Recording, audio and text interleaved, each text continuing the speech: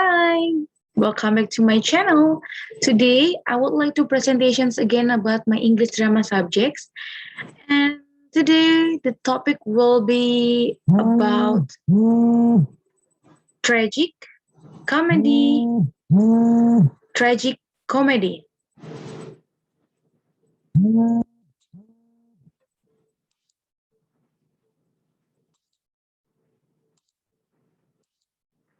Okay, the first, I will give you guys the example of the drama.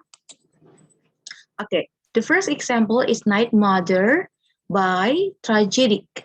Okay, before we talk about the Night Mother, let me explain first what is tragic. In a literal sense, tragedy refers to specific plot line. Characters encounter a series of events that lead to a tragic outcome. Or catastrophe, in a tragedy, the misfortunes build up over the course of the plot. The plot typical begins with business as usual, but then a problem but then the problem occurs. The problem gets worse sometimes because of how the characters choose to deal with the problem, in spite of their best efforts, or maybe because of them, the characters cannot prevent an unfortunate outcome. Okay, so Night Mother is a play by American playwright Marcia Norman. The play is about a daughter, Jessie, and her mother, Thelma. It begins with Jessie calmly telling her mama that by morning she will be dead, as she plans to commit suicide that very evening. Okay, next. And this is the picture of the Night Mother. Okay, the number two, comedy. Okay. Comedy is entertainment consisting of jokes intended to make an audience laugh. For ancient Greeks and Romans, a comedy was a stage play with a happy ending.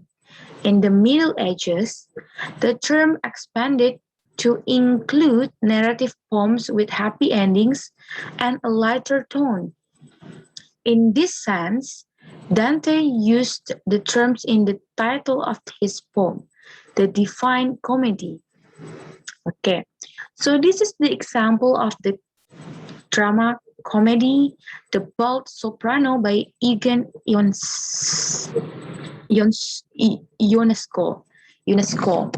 Okay, so this is the cover. And then this drama talk about the life of the complacent Borgias, and by extensions the work of many theatergoers got put through an absurdist prism in this French classic that simultaneously blew the roof of the houses where drawing rooms comedians had traditionally taken place. Language, narrative, and character all get zenly and incisively fractured in this play about couples and the 2 evenings they spent visiting one another. When the piece debuted in the 1850, no one had never seen anything quite like this. Okay, so the third example is by TragicComedy. Okay, so let me explain first about TragicComedy. Tragicomedy is a literary genre that blends aspects of both tragic and comic forms, most often seen in dramatic literature. The terms can describe either a tragic play which contains enough comic elements to lighten the overall mood, or a serious play with a happy ending. Tragicomedy, as its name implies, invokes the intended response of both the tragedy and the comedy in the audience. The former being a genre based on human suffering that invokes an accompanying catharsis, and the latter being a genre intended to be humorous or amusing by including laughter. Okay. So, The Merchants of Venice by William Shakespeare. This is the one of the dramas that we will talk here. Okay. Antonio, an anti-Semitic merchant, takes a lot from the Jew Shylock to help his friend to court Portia. Antonia cannot repay the loan, and without mercy, Shylock demands a pound of his flesh. He reads Portia. Now the wife of Antonia's friend dresses as a lawyer and serves as Antonio. Okay. The example drama from Elizabethan until modern era. Okay.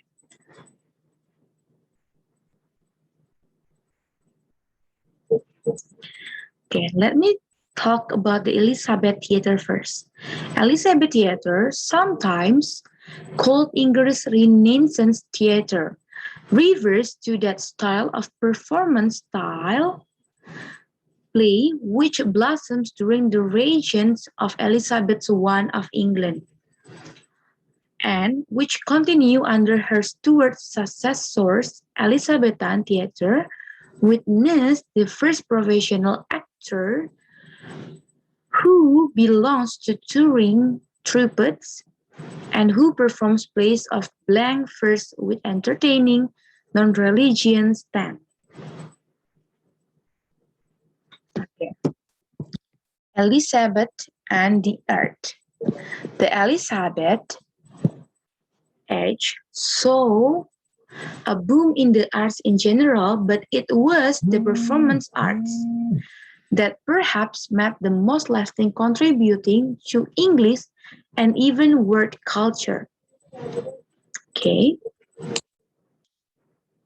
The Queen was herself an admirer of players, performance, and spectacles which were frequently held at her royal residence.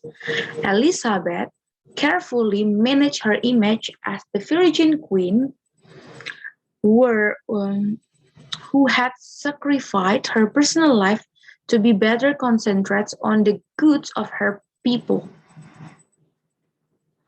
Theatre was therefore just one of the media she used to project her own glory and that of her family.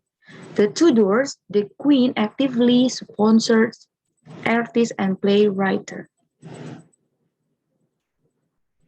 Okay, and then the professional actors and theater. The first professionally licensed troupe of actors belonged to Elizabeth's court, favored Robert Dudley. The first Earl of License, called licensers means they chain their license and turns the country's stately homes giving performance. Naturally, actors need a suitable stage on which to impress, and so the first purpose-built theaters soon arrived. In 1576, London received its very first purpose-built and permanent playhouse, founded by James Burbage, himself an actor and simply known as the Theatre.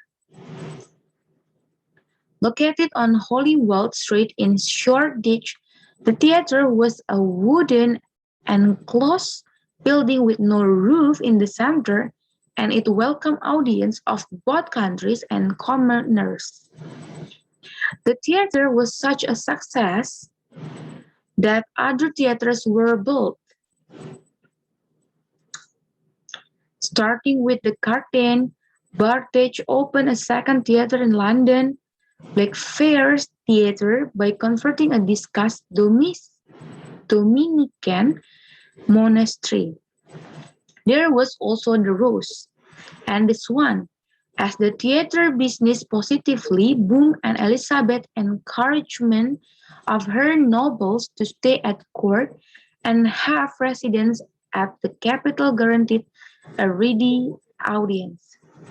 Other towns soon followed the fashions and curated theaters to early adopters being Bath, Bristol, Norwich, and York.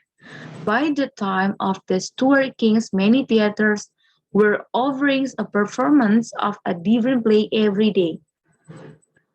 Typically, entertainment, even the most popular play, were only performed a handful of times each year as theaters thrived to entertain regular theater goers. Okay.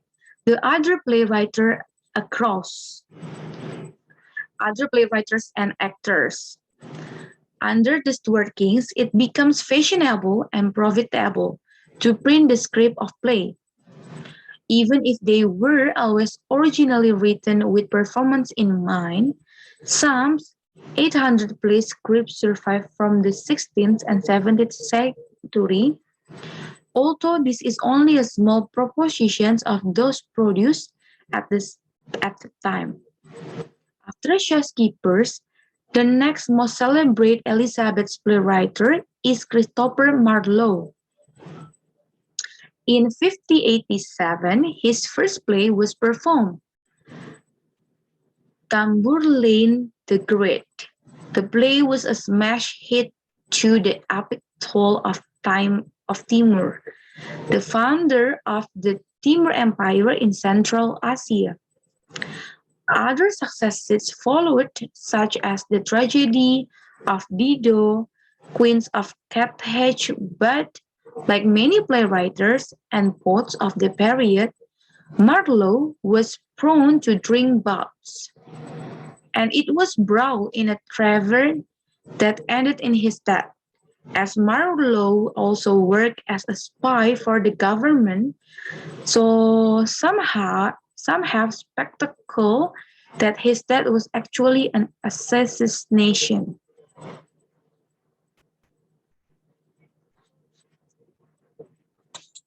Okay. Number two, famous playwright. Okay. The first famous playwright is William Shakespeare. Okay.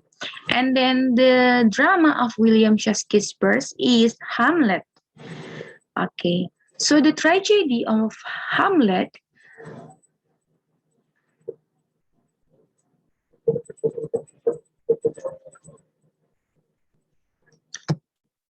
the tragedy of Hamlet, Prince of Denmark, often shortened to Hamlet, is a strategy written by William Shakespeare. The version that has later been canonized was probably authorized in 1602, with minor additions in 1603. A shorter version preserved in the first quarter is most like from 1589 or before, and might be Shakespeare's first play. Hamlet is Shakespeare's longest play, with 29,551 words.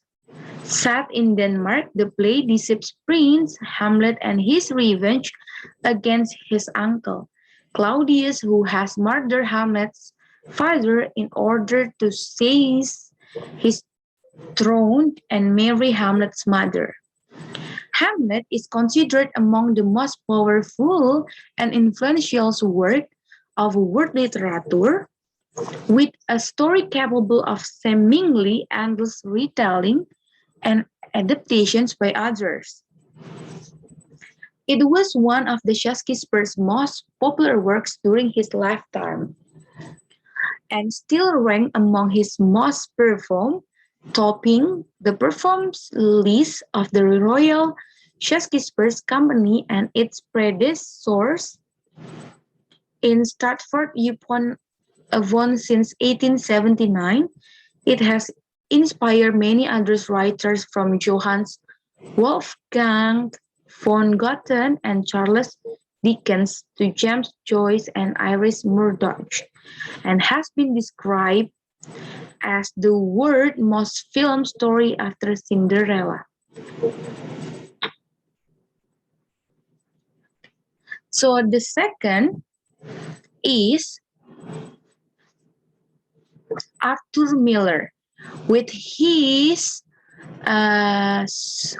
play Death of Salesman.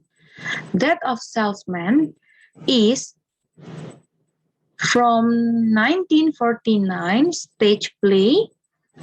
The play premiered on Broadway in February 1949, running for 742 performances.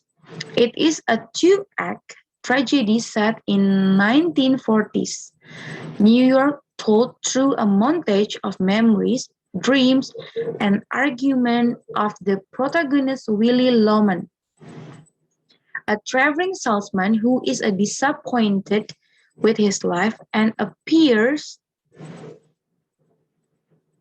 to be slipping into senility. The play contains a variety of themes, such as the American dream, the anatomy of the truth, and betrayal. It explores the psychological chaos of the protagonist and the capitalist society impact of his life. It won the 1949 Pulitzer Prize for Drama and Tony Award for Best Play. It's considered by some critics to be one of the greatest plays of the 20th century. Since its premiere, the play has been revived on Broadway 4 times, winning 3 Tony Awards for Best Revival.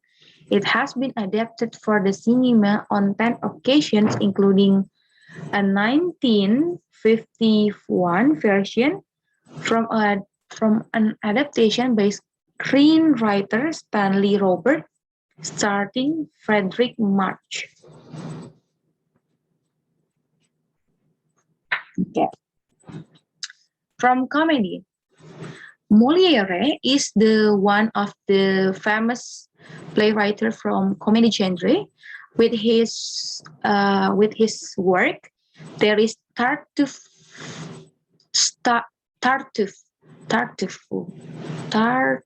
yes, exactly, Tartuffe. Okay, so Moliere performed his first versions of Tartuffe in 1664. Almost immediately following its performance, that same year at Versailles Grain Fête of the ancient island, King Louis surprised it, probably due to the influence of the Archbishop of Paris, Paul Philippe Hardus de Beaumont de Privix, who was the king converse and had been his tutor. While the king had little personal interest in suppressing the play, he did so because as stated in the official account of the fete.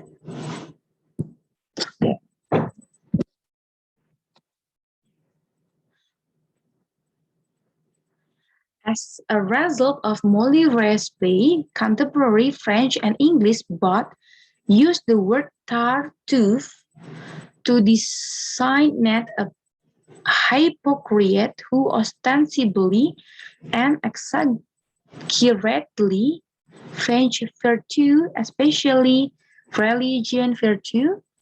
The play is written entirely in 12-syllable lines or rhyming couplets. Okay. The second one is Oscar Wilde. The second one is Oscar Wilde with his work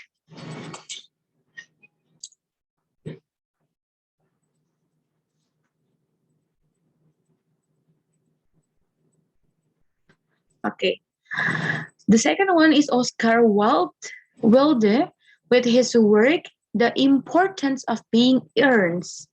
The Importance of Being Earns, a trivial comedy for serious people, is a play by Oscar Wilde, first performed on February 14, 1895 at the St. James Theatre in London. It is a farcical comedy in which the protagonist maintains fictitious personae to escape burdensome social obligation. Working within the social convention of late Victorian London, the play major themes are the triviality with which it treats institutions as serious as marriage and the resulting satire of Victoria ways. Some contemporary review praise the play's humor and the culmination of Wilde's artistic career, while others were cautious about its lack of the social message. It has farce and witty dialogue have helped make the importance of being earned well most during popular play.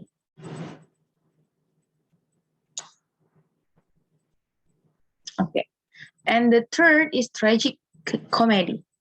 The first is William Shakespeare in The Merchants of Venice, one of William Shakespeare's play.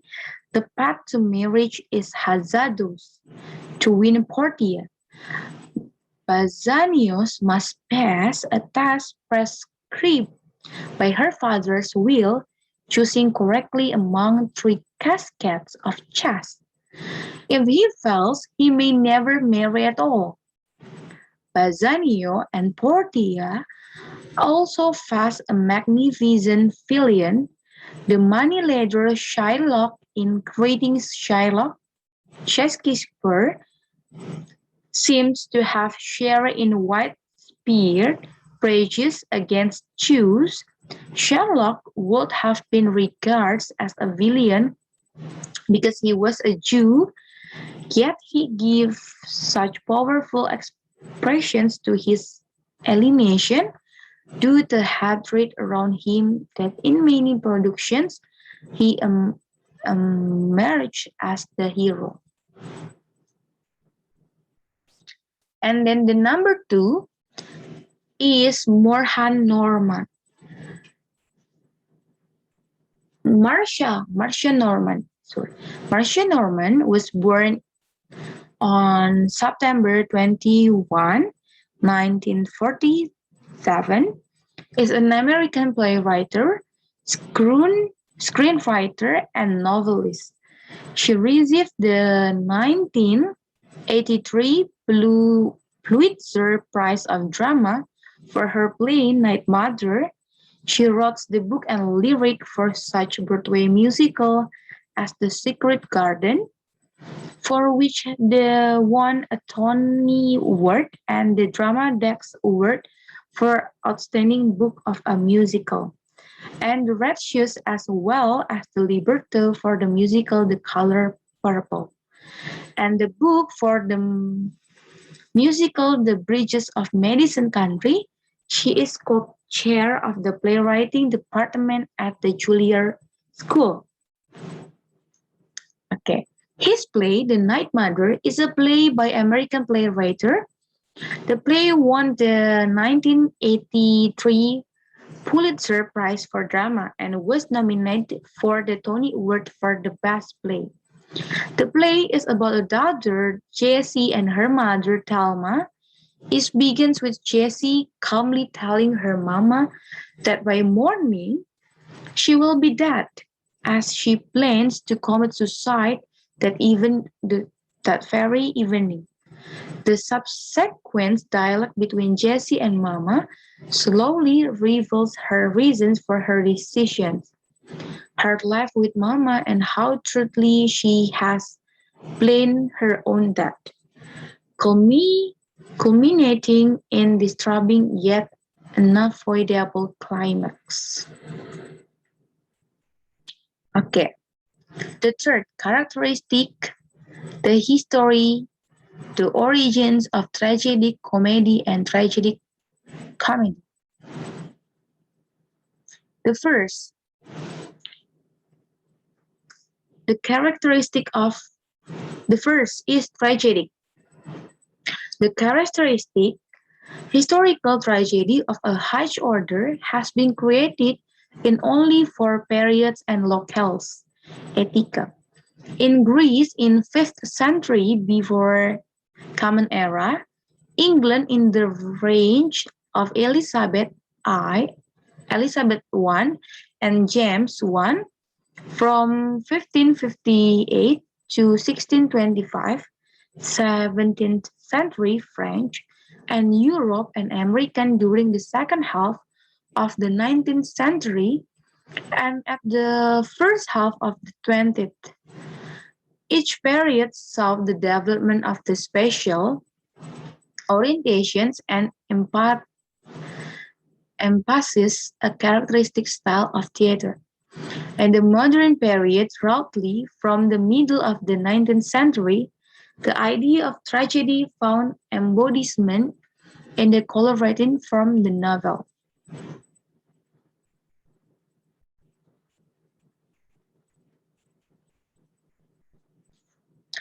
The questions, the origins of tragedy, the questions of how and why tragedy came into being and the bearing of its origins on its development is subsequent ages and cultures have been investigated by historians.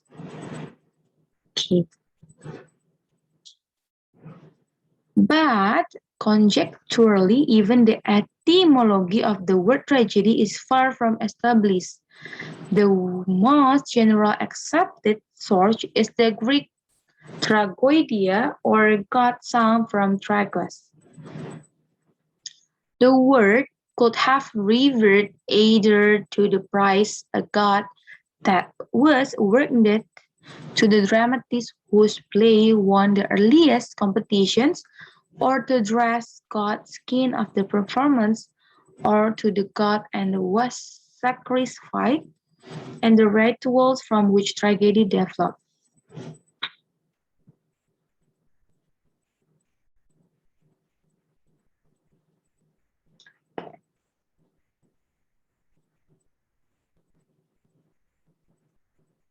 Although the word tragedy is often used loosely to describe any sort of disaster or misfortune, it more precisely refers to a work art that probes with his seriousness questions concerning to the role of man in the universe. Okay, number two, comedy. The characteristic of comedy, the phenomena connected with the laughter and that which provokes it has been carefully investigated by psychological and agreed viewpoint. The predominating characteristics are incongruity or contrast in the object and shock or emotional seizure on the part of the subject. The origin. The word comedy is derived from the classical Greek, which is accompanied either blah blah blah reveal, village, and sing. It's possible that itself is defined from Quan, an original mean of village revel, an adjective comic, Greek, which strictly means that which related the comedy is its modern usage, generally confined to the sense of the laughter provoking. And then the history of comedy. In ancient Greek, comedy seems to have originated in song or recitations apropos of variety, festival, or gathering, or also in making fun at other people or stereotype.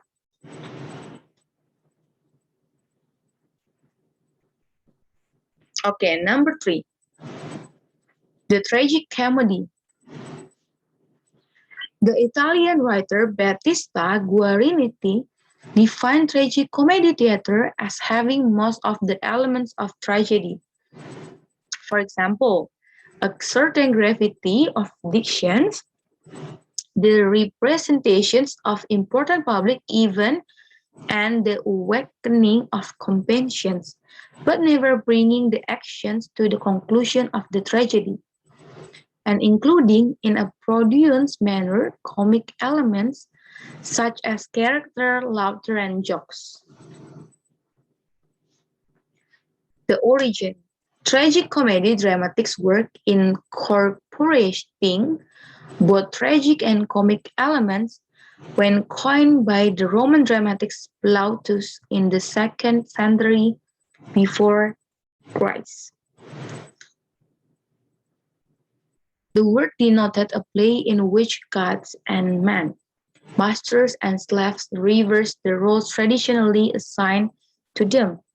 Gods and heroes acting in comic bursts and slaves adopting tragedy dignity in starting. Innovations may be seen in Plautus' Empyrean.